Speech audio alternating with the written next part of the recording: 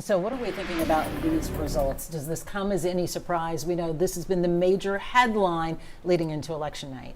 Yeah, this is definitely a surprise. I think that you are certainly going to see some fireworks from this. I think it's also to some degree a referendum on disappointment with Donald Trump. Yeah. The amount of money that's been raised, the turnout itself is all a signal that Democrats are hoping to see a turnaround for what's to come in 2026. And Vlad, how do you view this? Well, I think a blue district, a blue city elected a blue mayor. So I think they're basically choosing to keep things as they are. Mm-hmm. Yeah, certainly they're rejecting President Trump. They're making their voices heard against him, but they didn't do any kind of things to change the needle.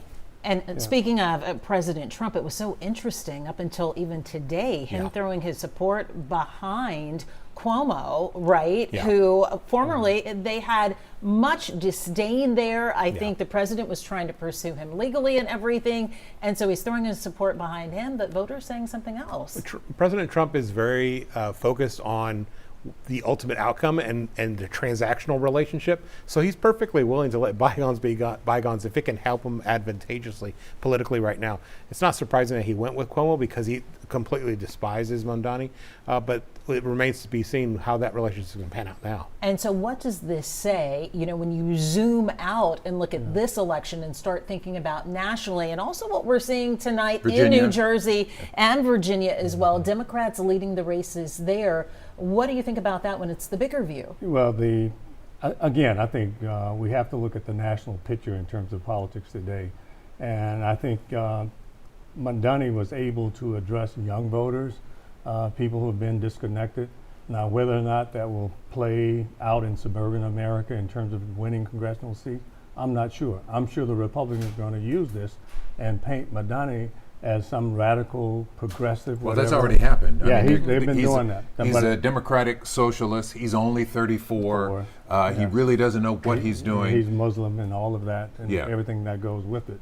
However, for a party that really has been struggling for a message, does an affordability agenda, does it resonate across America, and does it help the Democrats going into the midterm elections? How much of what's going on in this current day with the shutdown, right, and us entering the longest shutdown, how much does that play out in these high-profile races? A lot, especially in Virginia, where you've got a lot of federal workers who are unhappy with how things have gone. So I can totally see this as a major boon. But the thing is that I think that Michael's exactly right, that you're talking about the need to hone a message for Democrats. That's the biggest thing that they need to beta test right now. And I think you're seeing some of that to some degree. And also there's a huge turnout problem in terms of urban America. And if the urban vote isn't there for Democrats, then they're not going to be able to win in a presidential. So this definitely gives us a flavor for what things are like. And Vlad, something to point out that would, I think, surprise people for Donald Trump in the last election.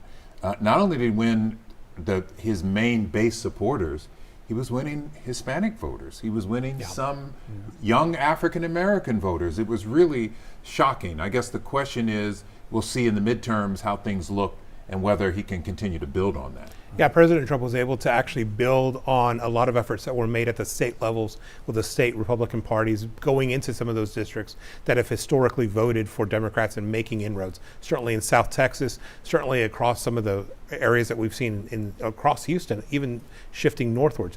But the president has focused on doing some of those things, and Republicans are doing that nationwide. It looks like tonight that didn't translate into gains in Virginia and New Jersey. But the narrowing margins seem to indicate that there may be room to make up that mode. And so we're already seeing on social media conversation around these results in New York with the New York mayor's race and Mamdani winning there and being declared the winner. Governor Abbott right here in Texas tweeting tonight, essentially expressing his sorrows and RIP for New York City.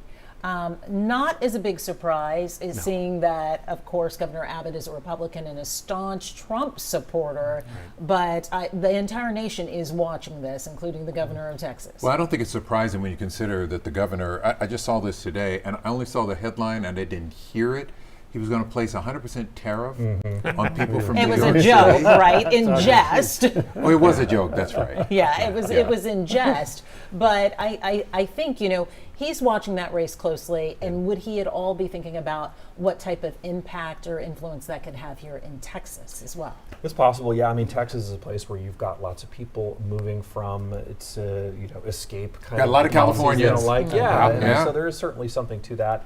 The politics of that definitely are ever shifting, but I think Republicans are going to make a lot of this. It may mean actually very little, but it definitely is a talking point they're going to use. The question is, as we turn the corner to the midterms, based on what we're seeing so far tonight, does it look like that there's a shot at Democrats retaking Congress? A recapture, a comeback. It's really hard to know, right? Yeah. I mean, this is this sort of microcosm, so it's impossible to extrapolate. But it definitely gives Democrats some hope that there is momentum, and that's really what they needed, because it felt for a long time like the Trump blanket had just kind of stifled all of the opportunities. Right. And the other issue is the Prop 50 in California in terms of this cascading Redistricting. and I think that will pretend and also have a good impact on how we look at the midterm elections. Huge for the country, because California has so many districts. Absolutely.